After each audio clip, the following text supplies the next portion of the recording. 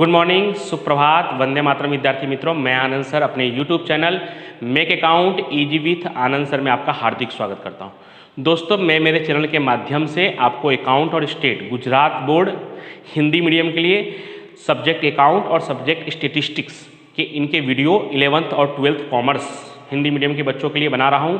उम्मीद करता हूं कि आप में से सभी लोगों को वीडियो समझ में आता होगा।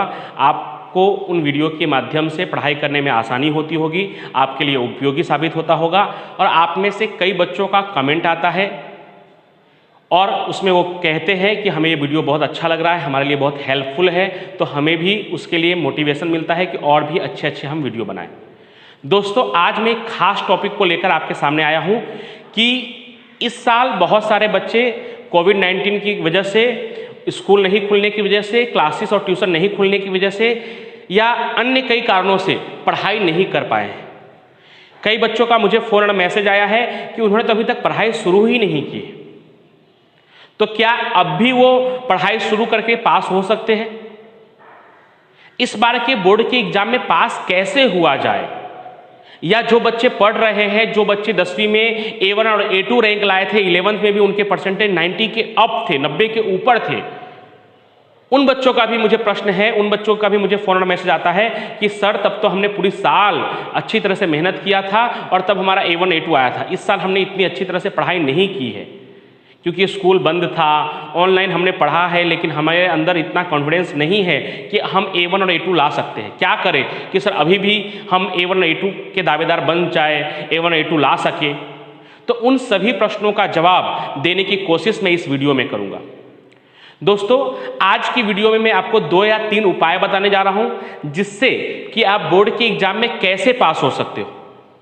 ऐसे तो स्पेशली मैं ये वीडियो गुजरात बोर्ड कॉमर्स के बच्चों के लिए बना रहा हूं, लेकिन और भी जगह के बच्चे अगर मुझे सुन रहे होंगे तो शायद ये आइडिया, ये जो प्लानिंग है, ये जो तरीका है, वो आपको भी काम आ सकता है।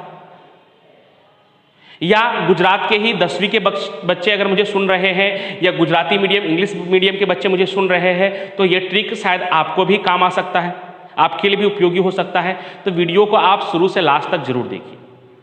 दोस्तों, सबसे पहले आपको बोर्ड के एग्जाम में पास होने के लिए या अच्छे मार्क्स के लिए आयोजन, हार्ड वर्क तो आप करेंगे ही क्योंकि अब 4 महीना बाकी है, तो हार्ड वर्क तो करेंगे ही, साथ ही साथ स्मार्ट वर्क, आयोजन और स्मार्ट वर्क, इन दोनों का बहुत ही इंपॉर्टेंस है, बहुत ही महत्वपूर्ण रोल है आपको पास कराने में, अच्छे मार्क्स लाने में। तो सबसे पहला ट्रिक, सबसे पहला मुद्दा कि आपको जो आपका सिलेबस 30% कट हुआ है, 30% कम हुआ है और जो नया पेपर फॉर्मेट आया है वो आपको पूरी अच्छी तरह से समझ लेना है। चाहे आप कक्षा 10 में पढ़ते हो या कक्षा 12 में पढ़ते हो या कक्षा 11 में पढ़ते हो। मुख्य रूप से अभी 10वीं और 12वीं की बात कर रहा हूं क्योंकि वो लोग बोर्ड की एग्जाम देने वाले। तो आप कक्षा 10 या 12 में हो, सबसे पहले काम क्या करना है आपको कि आपका जो सिलेबस 30% रिड्यूस हुआ है उसमें कौन कौन से सम यानी सवाल हमें नहीं करने हैं या कौन कौन सी थियरी हमें नहीं पढ़नी है, पहले वो अच्छी तरह से अपने सब्जेक्ट टीचर के पास से वो नॉलेज आपको प्राप्त करने। बच्चों के लिए दोस्तों मैंने बताया है कि कौन से विषय में कितना कम हुआ है, खास करके मैंने स्टेट और अकाउंट विषय में सिलेबस कितना कम हुआ है, क्या रिड्यूस हुआ है, कौन कौन से सम हमें नहीं करने यानी सवाल नहीं करने हैं, कौन कौन सी थियरी हमें नहीं पढ़नी है। साथ ही साथ पेपर फॉर्मेट, और पेपर फॉर्मेट के अनुसार हम लोग अकाउंट और स्टेट की तैयारी कैसे करें। और अकाउंट स्टेट ही ये 2 महत्वपूर्ण विषय है जिसमें बच्चे डरते हैं, जिसमें उन्हें लगता है कि वो फेल हो सकते हैं। या अकाउंट ही और स्टेट ही 2 विषय कॉमर्स में ऐसा है जिसमें वो हाई स्कोर कर सकते हैं, अच्छे से अच्छा मार्क्स लाकर 95 एबोव, 99 और 100 मार्क्स तक ला सकते हैं और उससे वो A1 और A2 प्राप्त कर सकते हैं। तो उसके बारे में मैंने पेपर फॉर्मेट बताकर आपको पूरा आयोजन कैसे करना है, कैसे पढ़ना है वो बताया है। लेकिन बाकी विषय का क्या? तो बाकी विषय में भी आप सब्जेक्ट टीचर से पूछकर एटलीस्ट कितना प्रतिशत सिलेबस कम हुआ है उसको अलग कर देना है। ऐसा हो तो आप मार्कर की सहायता से अपने बुक में या नोटबुक में अगर आपने बनाई होगी तो उसमें आप टिक लगा सकते हैं। और पेपर फॉर्मेट, ये 2 चीज, सिलेबस कितना कम हुआ और पेपर फॉर्मेट, ये 2 चीज आपको जरूर अपने टीचर से, सब्जेक्ट टीचर से पूछकर कर लेना है क्योंकि इन दोनों चीज़ों के सहायता से ही आप आगे के जो 3.5 या 4 महीने बचे हुए हैं उसकी प्लानिंग कर सकते हैं। दूसरा जो टॉपिक है दोस्तों कि आपको किस तरह से पास होना है, तो लगभग कॉमर्स में मैं गुजरात बोर्ड कॉमर्स की बात कर रहा हूं, उसमें लगभग हिंदी और इंग्लिश के अलावा जो बाकी के 5 विषय है, अकाउंट, स्टेट, बीए, इकोनॉमिक्स और एसपी, इन सभी में दोस्तों सेक्शन ए और सेक्शन बी 15-15 मार्क्स का हो गया। सेक्शन ए भी 15 मार्क्स का है एमसीक्यू, और सेक्शन बी शॉर्ट क्वेश्चन जो 1-2 वाक्यों में उत्तर देना होता है वो भी 15 मार्क्स का है। तो आपको, और ये जो एमसीक्यू है और शॉर्ट क्वेश्चन है 99% है कि आपके बुक के पीछे जो स्वाध्याय दिया होता है उस स्वाध्याय में से ही पूछा जाता है 99%। शायद ही कभी ऐसा होता है कि कोई 1 या 2 प्रश्न वो लोग बुक में जो पार्ट है उस पार्ट के अंदर से पूछते हैं स्वाध्याय के अलावा। बाकी 99% ऐसा होता है कि स्वाध्याय में जो एमसीक्यू दिया होता है और स्वाध्याय में जो शॉर्ट क्वेश्चन दिया होता है सेम टू सेम वो बोर्ड की एग्जाम में पूछते हैं। तो उसके लिए आपको क्या करना है, तो उसके लिए सबसे पहले इन जो 5 विषय की मैं बात कर रहा हूं, इन 5 विषय का एमसीक्यू पीछे जवाब दिया होता है शायद, अगर नहीं दिया होगा तो ढूंढकर टीचर को पूछकर, या आपके पास अगर डाइजेस्ट है, गाइड है, तो उसमें से देखकर पेंसिल से टिक लगा लेना है बुक में। उसको आपको लिखना नहीं है, लिख लेंगे तो आपका टाइम थोड़ा ज़्यादा वेस्ट होगा। आपको बुक में पेंसिल से टिक कर लेना है। पेंसिल से टिक करने के बाद सभी एमसीक्यू को अच्छी तरह से, प्रश्नों और उसको उत्तर को, प्रश्न को इसलिए कह रहा हूं दोस्तों, कई बार हमें उत्तर याद होता है लेकिन उसका प्रश्न हम भूल जाते हैं, इसलिए प्रश्न और उत्तर को अच्छी तरह से याद कर लेना है। और इसे करने में कितना समय लगेगा, तो एक विषय की एमसीक्यू, पूरे पार्ट के एमसीक्यू, पूरे बुक के एमसीक्यू याद करने में एक विषय का 1-1 घंटा 10 दिन अगर आप मेहनत करेंगे तो पूरा एक विषय कंप्लीट हो जाएगा। यानी रोज 3 घंटा मेहनत करते हैं 15 से 20 दिन, तो सभी विषय 5 विषयों के सभी 5 विषय के एमसीक्यू कंप्लीट हो जाएंगे। 3 घंटा 15 दिन, तो एमसीक्यू 15 नंबर का सभी विषय का काम कंप्लीट। उसी तरह से और 15 दिन या 20 दिन 3 घंटा मेहनत करेंगे तो आपका शॉर्ट क्वेश्चन भी सभी विषय का हो जाएगा। शॉर्ट क्वेश्चन की तैयारी कैसे करनी है दोस्तों, तो शॉर्ट क्वेश्चन में थोड़ा आपको हार्ड वर्क भी करना होगा कि आपको सभी क्वेश्चन एक नोटबुक में लिख लेना है और उसका उत्तर भी नोटबुक में लिख लेना है। ऐसा इसलिए कह रहा हूं दोस्तों क्योंकि जिससे कि क्वेश्चन और आंसर दोनों साथ में हो जाए। दोनों साथ में रहेगा तो आपको कभी भी रिवीजन करना है, कभी भी याद करना है तो आसानी रहेगी। अगर आप सिर्फ आंसर लिखेंगे तो बार बार आपको क्वेश्चन देखने के लिए बुक में देखना होगा। इसलिए आप क्वेश्चन आंसर लिख लीजिए, थोड़ा उसमें समय ज़्यादा लगेगा, हो सकता है 3 घंटे की जगह 4 घंटा भी आपको बैठना पड़े, लेकिन 20 दिन के अंदर आसानी से हो सकता है। ये मैंने बच्चों पे अप्लाई किया हुआ है, बच्चों ने किया हुआ है इस तरीके से, तो उनका हुआ है। इसलिए मैं आपसे कह रहा हूँ कि 20 दिन अगर आप 4 घंटे बैठेंगे तो 5 विषय का शॉर्ट क्वेश्चन भी अच्छी तरह से लिखा भी जाएगा और याद भी हो जाएगा। दोस्तों लिखते लिखते ही लगभग आधा आपको याद हो जाएगा और बाकी का आधा आप याद कर लेंगे। तो इस तरह से लगभग 1 महीने के अंदर, 1 महीने लगातार अगर आप 3 घंटे मेहनत करते हैं तो 1 महीने के अंदर इन 5 विषय के लिए, और अगर कक्षा 10 में जो बच्चे मुझे सुन रहे हैं तो ऐसे ही वो मैथ, साइंस, एसएस और दूसरे जो विषय उनके, उसके लिए भी वो ऐसा अप्लाई कर सकते हैं, वो भी इस तरह से कुछ कर सकते हैं। तो 1 महीने के अंदर आप 30 marks, Gujarat board commerce 30 marks आप 1 महीने के अंदर आसानी से कंप्लीट कर सकते हैं। मैं मानता हूं कि अगर आपने अच्छी तरह से याद कर लिया, क्योंकि मेरा ऐसा मानना है, मैं विद्यार्थियों को जहां तक जानता हूं वो एक दिन पढ़ाई करके हिंदी, इको, बीए, एसपी जैसे सब्जेक्ट में 100 में से 60, 65, 70 नंबर ले आते हैं। क्योंकि थियरी विषय वो पूरे साल पढ़ते ही नहीं है। पहली परीक्षा के 1 दिन पहले, दूसरी परीक्षा के 1 दिन पहले, वार्षिक परीक्षा से 1 दिन पहले, और एक ही दिन पढ़कर भी उनका मार्क्स 50 से ऊपर ही होता है। तो आप 1 महीने में क्यों नहीं कर सकते, और वो भी सिर्फ एमसीक्यू और शॉर्ट क्वेश्चन की अभी मैंने बात की है। तो 30 नंबर आप अच्छी तरह से कंप्लीट कर लेंगे। मुझे विश्वास है कि आप बोर्ड की एग्जाम में से 30 ला सकते हैं। या हो सकता है कि बाई चांस 1-2 क्वेश्चन भूल गए या कुछ टफ लगा, तो 30 में से 25 तो कहीं नहीं गया है। जो थोड़े कमजोर है, जिनके मार्क्स 10वीं में कम थे, 11th में कम थे, वो भी आसानी से, उसमें किसी टीचर को कुछ नहीं करना है। जो भी करना है आपको करना है। और आज मैं जिन बातों की चर्चा करूंगा वो सिर्फ आपको ही करना है, क्योंकि हम जो कर सकते हैं मैं उसकी ही बात करूंगा कि जो आपसे हो सकने वाला है। तो ये आपसे हो सकने वाला है। याद करने का काम, वो भी शॉर्ट क्वेश्चन को याद करना बहुत आसान होता है, एमसीक्यू को याद करना बहुत आसान होता है।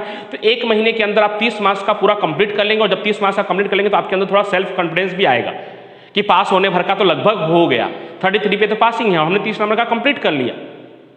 उसके बाद सेक्शन सी, डी, ई, एफ जो भी सेक्शन आता है उसमें से जो सवाल, जिस चैप्टर में से ज़्यादा सवाल आने वाले हैं, क्योंकि इस बार पेपर फॉर्मेट भी ऐसा है कि आपको 7 में से 5, 6 में से 4, 6 में से 3, इस तरह से कुछ करना है।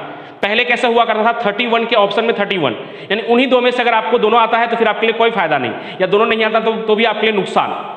लेकिन इस बार क्या है, 7 में से कोई भी 5, 6 में से कोई भी 4, 5 में से कोई भी 3, इस तरह का पेपर फॉर्मेट है। तो उस पेपर फॉर्मेट को देखकर कि भाई किस पार्ट में से सबसे ज्यादा बड़े प्रश्न पूछने जाने वाले हैं, तो उस पार्ट के बड़े प्रश्नों को अच्छी तरह से कर लेना है। कि हो सकता है कि दूसरे किसी पार्ट का बड़ा प्रश्न जिसमें से एक ही बड़े प्रश्न आने वाले है, उस पार्ट को अगर मैं नहीं भी पढ़ूंगा तो उस पार्ट के बदले जिस पार्ट में से ज्यादा बड़े प्रश्न आने वाले हैं उस पार्ट को मैं अच्छी तरह से पढ़ लूंगा, तो मेरा आराम से मुझे वो पार्ट नहीं भी पढ़ूंगा तो भी कोई दिक्कत नहीं होगी, क्योंकि उसके बदले में इस पार्ट का बड़ा क्वेश्चन, लॉन्ग क्वेश्चन जो है वो लिख दूंगा। जैसे एग्जाम्पल के रूप में मैं अकाउंट का एग्जाम्पल लूँ तो अकाउंट में जैसे सेक्शन ई में पहले 3 सवाल आया करते थे, अब 5 में से आपको कोई 3 करना होगा, जिसमें साझेदार का प्रवेश एडमिशन उसमें से 1 क्वेश्चन होगा, साझेदार की निवृत्ति रिटायरमेंट उसमें से 2 क्वेश्चन होगा, और पार्ट 2 में से पहला लेसन है शेयर पूंजी के हिसाब, अकाउंटिंग ऑफ शेयर कैपिटल, उसमें से भी 2 क्वेश्चन होगा। तो कुल मिलाकर 5 में से 3 क्वेश्चन करना है। तो आप किसी भी एक पार्ट को पूरा पढ़ेंगे नहीं तो भी चलेगा। मान लीजिए आपको प्रवेश नहीं पढ़ना, चैप्टर नंबर 5 पढ़िए ही मत, तो भी आराम से आप निवृत्ति और शेयर पूंजी के हिसाब 4 में से, तो भी आपको एक ऑप्शन रहेगा कि 4 में से 3 करना है, एक आप ऑप्शन में निकाल सकते हैं। और जरूरी नहीं कि आप प्रवेश, निवृत्ति भी आप हटा सकते हैं, शेयर पूंजी के हिसाब भी हटा सकते हैं, यानी 3 में से कोई भी एक पार्ट को पूरा निकाल सकते हैं। ऐसे दूसरे विषयों में भी है दोस्तों। उसके बाद अगला मेरा टॉपिक है, अगला मेरा ट्रिक है चार्ट मेथड। कौन सा मेथड? Chart method. आप चार्ट बनाकर पढ़ाई कर सकते हैं, यानी जहां पे आपका समय ज्यादा होता है, जैसे आपका ड्राइंग रूम, आपका बेडरूम, जिसमें ज्यादा समय आप व्यतीत करते हैं। मैं तो ऐसा भी कहूंगा कि वॉशरूम, बाथरूम में भी आप चार्ट लगा सकते हैं, क्योंकि आप जहां पे बैठते हैं, ब्रश करते करते भी 5 मिनट वहां पे आपको क्या करना है, इक्को, बीए, एसपी, इन सब के बड़े क्वेश्चन का सिर्फ मुद्दा, पॉइंट आपको बड़े बड़े अक्षरों में, जो आपको देखने में दिक्कत ना हो, ऐसे बड़े बड़े अक्षरों में मार्कर से लिखकर, व्हाइट पेज पर मार्कर से लिखकर चिपका देना है घर में ऐसी जगहों पर जहां पर आपका समय व्यतीत होता है। बेडरूम में जब आप सोते समय आप उसको आपके सामने ही रहे, आपको दिखाई दे। ब्रश करते समय आपके वॉशरूम के ऊपर चिपका सकते हैं आप। दोस्तों, ब्रश करते करते हम 5 मिनट 10 मिनट ज़्यादा ब्रश भी कर लेंगे, दांत भी अच्छी सफाई हो जाएगी, और साथ साथ हम एक प्रश्न का मुद्दा भी याद कर लेंगे। तो चार्ट मेथड से क्या करना है आपको कि जो बड़े क्वेश्चन है, थियरी के जो विषय है, जैसे इक्को, बीए, एसपी, उनके जो बड़े बड़े लॉन्ग क्वेश्चन है, उन लॉन्ग क्वेश्चन का सिर्फ मुद्दा, जो 8 मुद्दे, 6 मुद्दे या 10 मुद्दे जिस सवाल में होते हैं, उन सभी सवालों का मुद्दा आपको लिख लिख कर पेज पर चिपका देना है। ठीक है, पेज पर लिखकर उसको दीवार पर चिपका देना है, और दीवार पर चिपकाने के बाद उसे जब भी आप वहां पे उस जगह पे जाते हैं तो उसको पढ़ लेना है, रिवीजन कर लेना है। ऐसा रिवीजन करेंगे दोस्तों तो आप जरूर आसानी से हंसते खेलते आप बड़े क्वेश्चनों का मुद्दा याद कर लेंगे, और जब मुद्दा याद कर लेंगे तो उसके अंदर आप थोड़ा बहुत बनाकर लिख सकते हैं। उसी तरह से स्टैटिस्टिक्स के सूत्र को एक अच्छे से पेज पर लिखकर, व्हाइट पेज पर थोड़ा मोटे अक्षरों में, बड़े अक्षरों में लिखकर आप दीवार पर लगा सकते हैं, उससे सूत्र आप याद कर सकते हैं। अकाउंट में भी वार्षिक हिसाब का नमूना या प्रश्नों को हल करने के महत्वपूर्ण स्टेप्स, वो सब आप लिखकर दीवार पर लगाकर उसको भी याद कर सकते हैं। ख्याति संबंधित असरे या शेयर पूंजी का रोज नामचा, वो सब लिखकर आप उसको दीवार पर लगाकर उसको याद कर सकते हैं। तो ये दूसरा मेथड हुआ। उसके बाद तीसरा एक मेथड और चर्चा करने जा रहा हूं आपको, एकाएक मुझे वीडियो बनाते बनाते ही याद आया। तीसरा मेथड क्या है दोस्तों? प्लानिंग, आयोजन। बोलोगे आयोजन तो सर आपने शुरुआत में भी बताया था। शुरुआत में जो आयोजन मैंने आपको बताया था वो ये बताया था कि हमें क्या क्या पढ़ना है, उसका आयोजन, कि हमें बुक में से क्या नहीं पढ़ना है और क्या पढ़ना है, क्योंकि अभी तक लगभग 70% बच्चों को पता ही नहीं है कि हमें क्या पढ़ना है और क्या नहीं पढ़ना है। उसके बाद जो बताया वो किस तरह से पढ़ना है, मतलब पहले सेक्शन ए और बी के लिए याद करना है, फिर सी डी के लिए क्या करना है, वो सब मैंने आपको बताया। और अब ये बताने जा रहा हूं दोस्तों कि जब हम पढ़ाई करने बैठे उस समय हमारा प्लानिंग क्या होना चाहिए। तो जब हम पढ़ाई करने बैठे दोस्तों, तो जब जो भी आपने टाइम दिया है कि भाई मुझे सुबह 8 से 10 या दोपहर में 2 से 4 या शाम में 4 से 6 या रात में 6 से शाम में 6 से 8 या रात में 8 से 10, इस तरह से 2-2 घंटे के बैच में पढ़ाई। तो जब भी आप पढ़ाई करने बैठे तो जिस तरह से सीरियल में, आप कभी कोई सीरियल देखते होंगे टीवी में, तो आप ध्यान से देखिएगा जैसे ही सीरियल स्टार्ट होता है तो उसमें रिकैप दिखाया जाता है। रिकैप का मतलब कि पिछले एपिसोड में आपने क्या देखा। उसी तरह से अगर आप जब सीरियल की एंडिंग में हो रही होती है, सीरियल खत्म हो रहा होता है, तब उसमें दिखाते हैं कि आने वाले एपिसोड में आप क्या देखेंगे। बस वही काम आपको भी करना है कि जब आप पढ़ने बैठो तो उससे पहले, यानी कल के 2 घंटे में हमने क्या पढ़ा था, उसको एक बार 15 मिनट में रिवाइज कर लेना है, और उस 15 मिनट को आप उस 2 घंटे में मत गिन लीजिएगा, ठीक है। और उसके बाद 2 घंटे के बाद जब आपका स्टडी पूरा होता है तो और 15 मिनट दीजिए, और फिर ये सोच लीजिए कि कल जब 2 घंटे में हम पढ़ने के लिए बैठेंगे तो मैं कौन सा विषय लेकर बैठूंगा और कल हम क्या पढ़ेंगे, जिससे कि कल आपका टाइम वेस्ट ना हो आपको सोचने में कि हम क्या पढ़ें। क्योंकि कई बार बच्चे प्लानिंग करते करते ही पूरा समय चला जाता है उनका, और वो कुछ पढ़ते नहीं हैं। जब सर की बातें सुनते हैं, हमारी बातें सुनते हैं, तो उनको बहुत मोटिवेट लगता है, नहीं सर बहुत अच्छा कह रहे हैं, अब मैं आज से पक्का पढ़ूंगा, ऐसा करूंगा वैसा करूंगा, बहुत सारा प्लानिंग कर लेते हैं और शाम तक प्लानिंग करते रह जाते हैं और पढ़ते बिल्कुल नहीं, और फिर उनके मन में एक ही जवाब आता है, कल से पक्का, और फिर वो कल कभी नहीं आता दोस्तों। तो इसलिए आज से कीजिए और जैसे मैंने बताया वैसे कीजिए। फिर से मैं सारांश में 1 मिनट में सब आपको क्लियर कर दूं कि हमें करना क्या क्या है। तो सबसे पहला काम करना है कि आपको सभी विषय का जो 30% सिलेबस रिड्यूस हुआ है वो आपको पता कर लेना है कि, और वो सिर्फ उतना ही नहीं, उसके अनुसार हमें कौन कौन से सम नहीं करने हैं, कौन कौन से थियरी नहीं पढ़नी है, वो कर लेना है।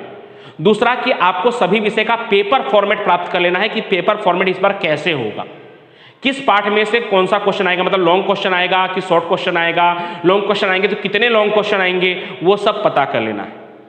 उसके बाद सेक्शन ए और बी की तैयारी करनी है। सेक्शन ए और बी की तैयारी कैसे करनी है वो मैंने वीडियो में बताया आपको। सेक्शन ए और बी की तैयारी करने के बाद बड़े क्वेश्चन के लिए, नहीं लॉन्ग क्वेश्चन के लिए आपको तैयारी कैसे करनी है, तो किसी चैप्टर में से अगर ज़्यादा क्वेश्चन आने वाला है तो उस चैप्टर को अच्छी तरह से पढ़ लेना है, और जिसमें से एक क्वेश्चन या नहीं आने वाला है उसको उतना नहीं भी पढ़ेंगे तो भी चलेगा।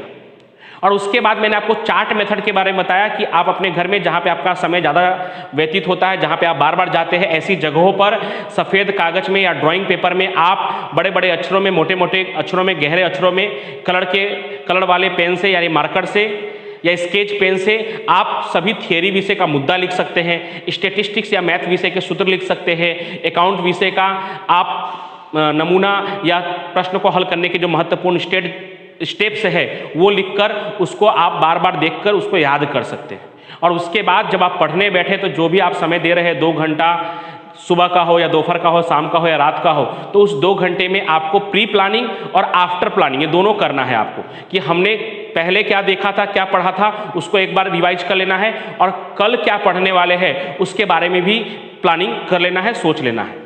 तो इस तरह से आप करेंगे दोस्तों तो मुझे पूरा विश्वास है कि बोर्ड के एग्जाम में इस वर्ष सिर्फ आप पास ही नहीं बल्कि अच्छे नंबरों से पास हो जाएंगे। और जो विद्यार्थी A1 A2 के बारे में सोच रहे हैं, अपना गोल डिसाइड किया है, वो जरूर अगर इस प्लानिंग से पढ़ेंगे तो मुझे विश्वास है कि वो जरूर अपने लक्ष्य को पा सकेंगे, A1 A2 ला सकेंगे। दोस्तों ऐसे ही मोटिवेशनल वीडियो के लिए, पेपर फॉर्मेट के लिए और भी आयोजन के लिए, या भविष्य में जो बच्चे A1 A2 ग्रेड लाए हैं उनका इंटरव्यू सुनने के लिए आप मेरे चैनल को सब्सक्राइब कीजिए, बेल आइकन्स को जरूर आप दबा दीजिएगा, ऑल नोटिफिकेशन ऑन कर दीजिएगा, जिससे कभी भी मैं लाइव लेक्चर लूँ या इंटरव्यू लूँ तो उस समय वो वीडियो आपको मिल सके, उसका नोटिफिकेशन आपको मिल सके।